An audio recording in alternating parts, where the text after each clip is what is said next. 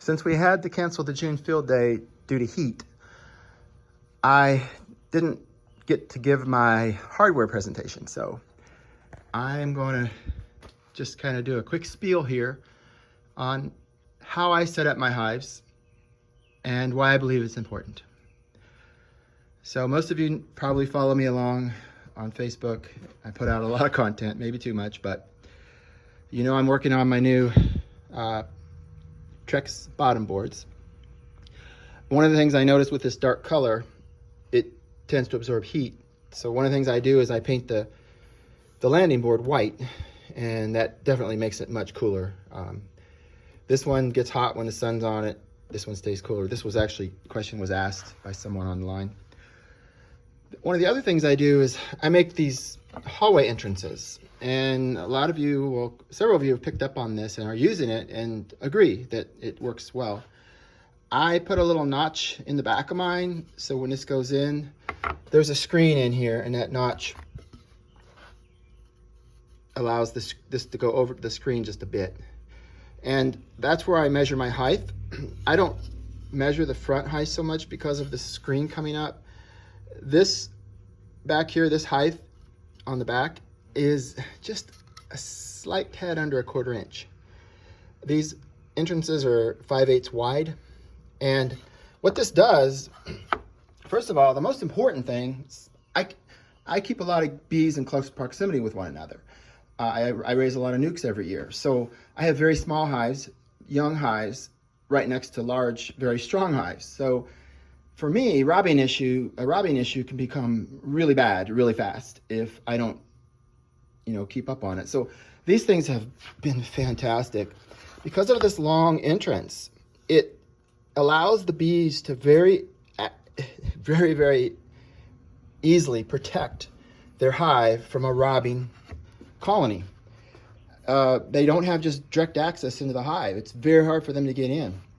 The bees inside here can guard these hallways. And the way I set this up is they have all these holes, but when the colony's young and vulnerable, I'll just block off some of those entrances.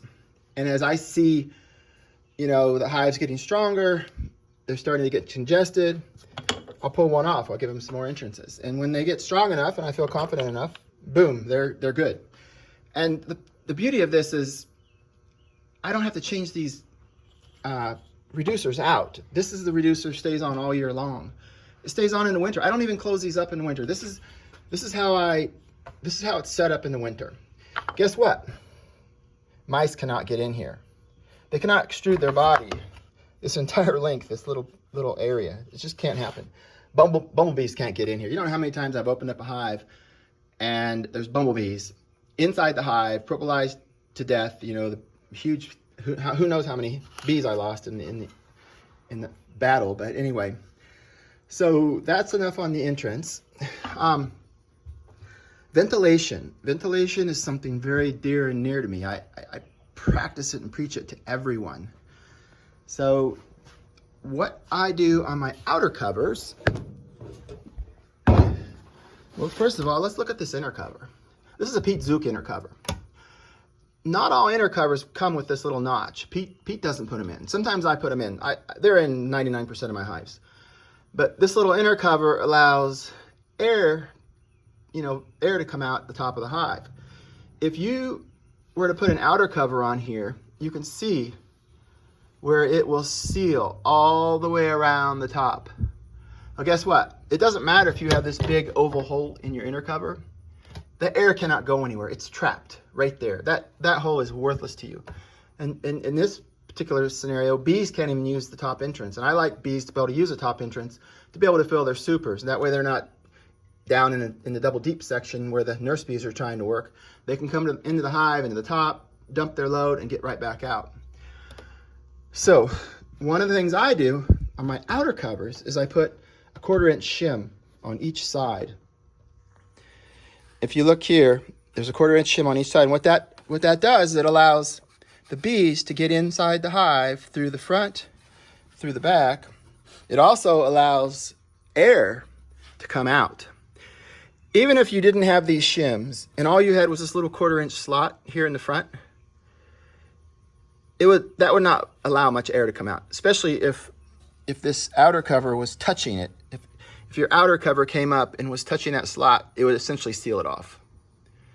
So that's why I add these. It's very important to add these to get ventilation through the hive. And the other thing that I do is wax moths, hive beetles, they like to find places to enter the hive. Wax moths, especially at night, they'll come right through this oval hole. Bees have a greater problem guarding that such a huge area. The reason this oval hole is so big is so that bees don't propolize it shut, so that the hive vents properly. The problem with it is it allows other bees access, robbing bees access. It also allows wax moths access. So what I do, if it's a weak hive, I close it completely off.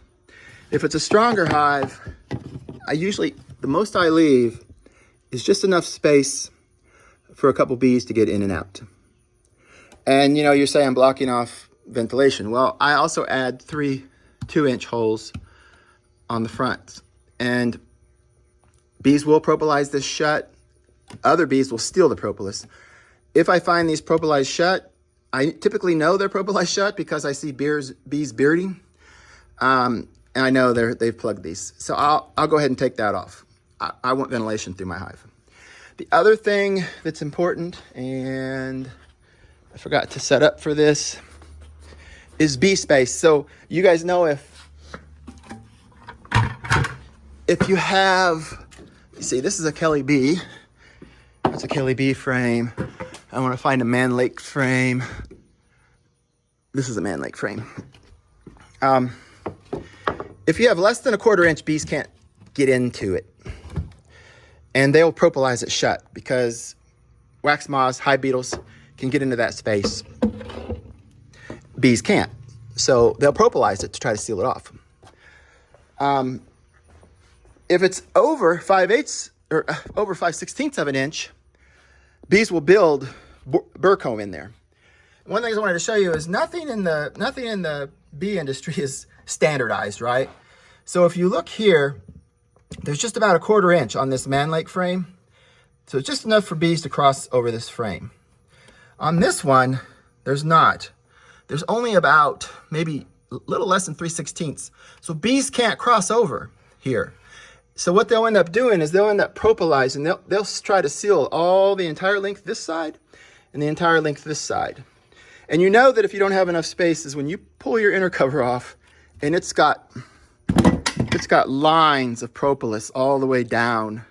That's where and it's really hard to get off. And that's where the bees are putting that propolis on because they cannot fit in this space. And hive beetles can come up in here and hide, and wax moths, and bees can't get to them.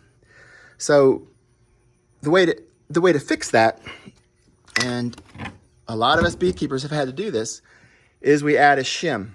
Now, ideally, you want the thickness of this shim to generate, down in here. You want to measure it off this inner cover. You want it to be about a 1/4 inch or more.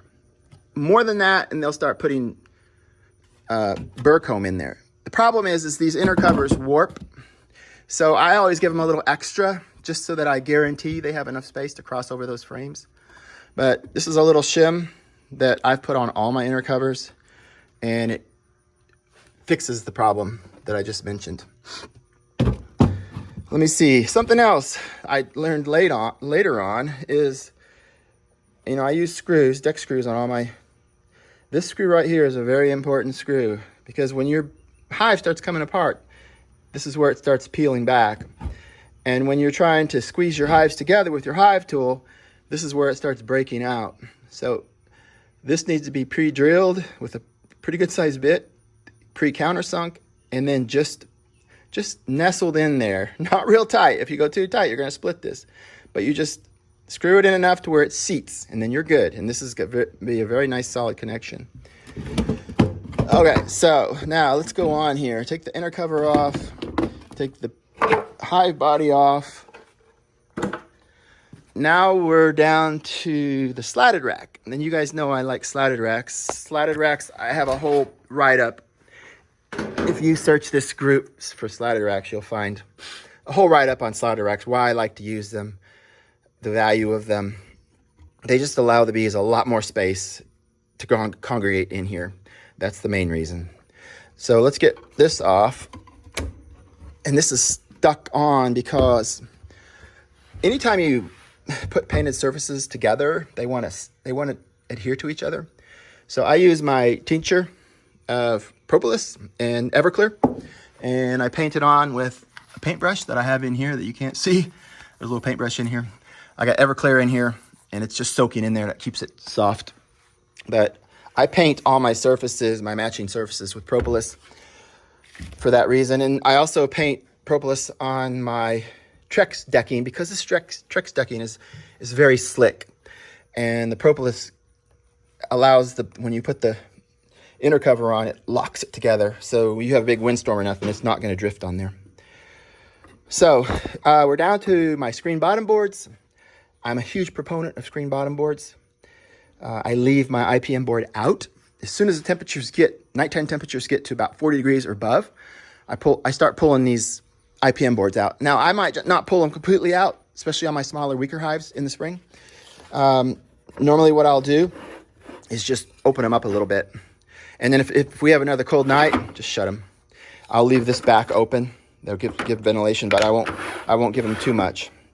In the wintertime, when I want to seal this hive up, so you guys know about these boards, there's slots in here it travels on, and then there's a slot up front, and it just seals this entire bottom. In the winter, I'll throw this shim in, and then I'll throw one of these shims in. And now this is locked in, and I think I put a video out on how I make these shims too. They're real easy. But now you have a totally hermetically sealed hive for in the wintertime, and it just makes real easy. If you want to treat your hives with, say, Apiguard or something, boom, you throw this in, put that in, you're done. So in the summer, I'll take this out.